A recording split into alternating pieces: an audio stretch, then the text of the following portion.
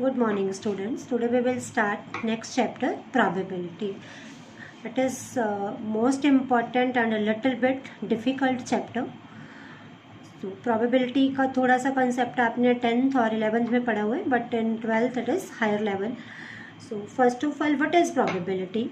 Probability is a branch of mathematics in which the chance of an event happening is assigned a numerical value that predicts how likely that event is to occur. किसी भी event के अकर होने की जितनी maximum possibility होती है उसे हम बोलते हैं probability of the event. Now next we have random experiment. The experiment in which the outcomes may not be same even if experiment is performed in identical condition is called random experiment. For example, tossing a coin is random experiment because if we toss a coin in identical condition, outcomes may be head or tail. Outcome कभी भी same नहीं होगी, head भी आ सकता है और tell भी आ सकती है, तो इसको हम बोलते हैं random experiment. Next we have outcome. An outcome is a result of some activity or experiment. जैसे अभी मैंने आपको बताया कि अगर हम कॉइन को टॉस करते हैं तो हमारे पास दो आउटकम हो सकती हैं, आइदर हेड और टेल. नेक्स्ट है sample space. A sample space is a set of all possible outcomes for a random experiment. अब अगर हम कॉइन को एक बार टॉस कर रहे हैं और हमने उसका सैम्पल स्पेस लिखना है तो दो ही हमारे पास पॉसिबिलिटी आएगी, हेड और टेल. अब suppose we are tossing a coin twice, तो हमारे पास जो सैम्पल स्पेस बनेगा वो बनेगा आइदर बोथ टाइम्स हेड और हेड टेल, टेल हेड और बोथ टाइम्स टेल. और हमेशा हम सैम्पल स्पेस को लिखते हैं करली ब्रैकेट के अंदर क्योंकि ये सेट को रिप्रेजेंट करते हैं. Next we have event. An event is a subset of the sample space. अब इवेंट डिपेंड करेगी गिवन कंडीशन के ऊपर. फॉर एग्जाम्पल जैसे अभी मैंने आपको बताया we are tossing a coin twice और हमें find the probability of getting 2 heads. तो इवेंट एक होगी जिसमें हमारे पास दोनों हेड आ रहे हैं, मीन्स एच एंड एच, तो प्रोबेबिलिटी होगी 1/4. Next theoretical probability. The theoretical probability of an event is the number of ways that the event can occur divided by the number of possibilities in the same sample space. वो मैंने अभी आपको बता ही दिया. theoretical probability means हम probability को calculate करते हैं number of favorable cases upon number of exhaustive cases or total.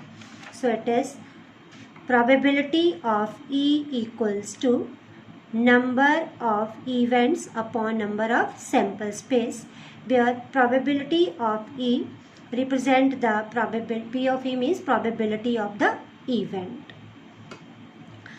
अब ये नोट करना है अपने ध्यान से. The probability of an event that is certain to occur is 1. जो हमारे पास सर्टेन इवेंट होती है उसकी प्रोबेबिलिटी हमेशा 1 होती है. The probability of any event E must be equal to और greater than 0 and less than and equal to 1 means 0 less than equal to probability of E less than equal to 1. Probability कभी भी 0 से कम नहीं होती है और ना ही 1 से ज़्यादा होती है.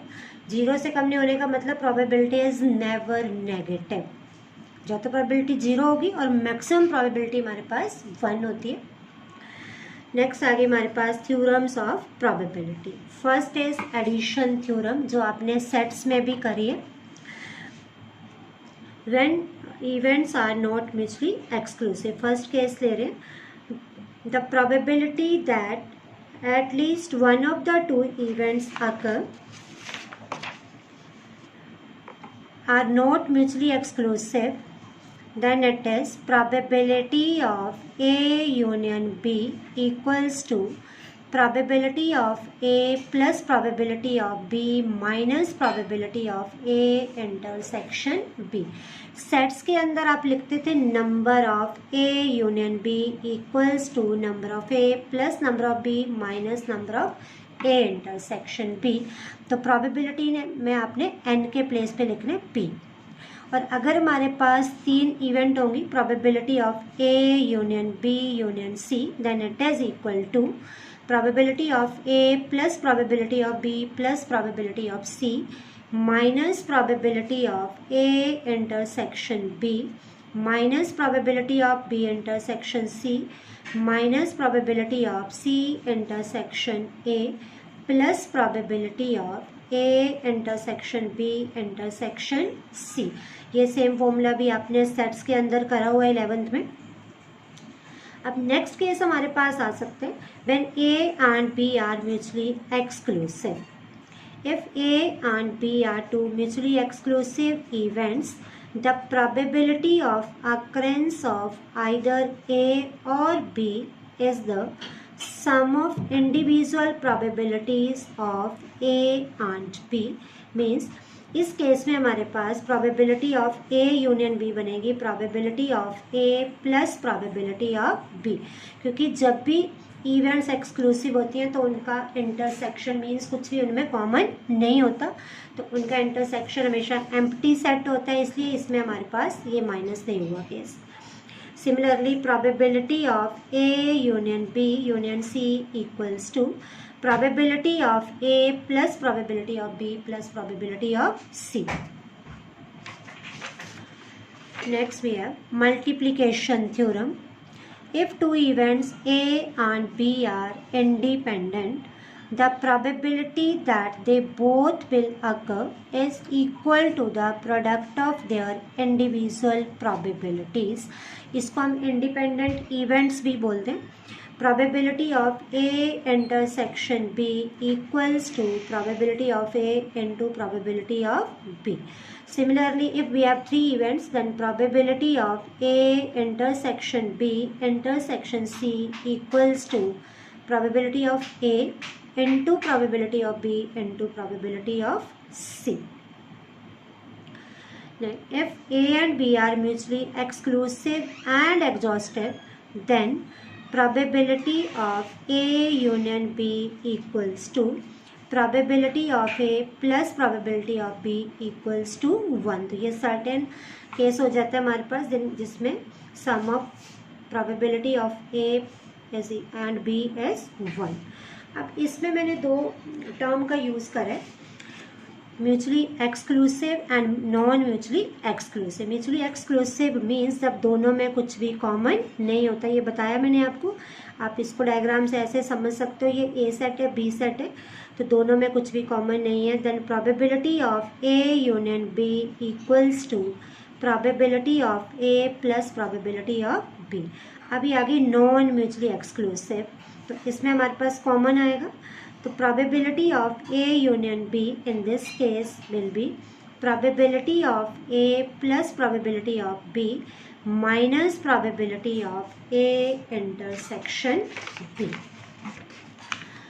नेक्स्ट हमारे पास जो फर्स्ट टाइप probability की हम स्टार्ट करेंगे वो उसमें आएगा कंडीशनल probability। ये फर्स्ट टाइप है probability की। अभी तक तो आपको मैंने बेसिक बताया है सारा, अब यहाँ से हमारी 12th की probability शुरू होगी कंडीशनल probability से।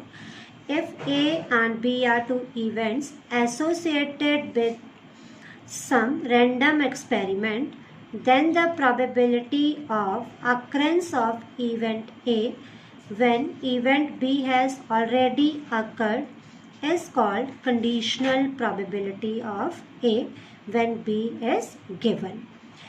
That is probability of A upon B। अब इसका क्या मतलब है?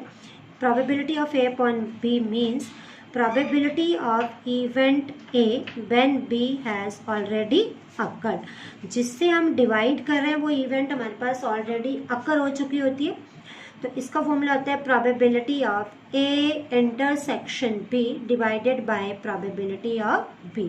अब सपोज आप जो इवेंट अकर हो चुकी है उसको A ले लेते हो, तो हमारे पास बन जाएगा probability of B upon A equals to probability of A intersection B divided by probability of A। तो जो भी इवेंट अकर होगी उससे हमने डिवाइड करना है।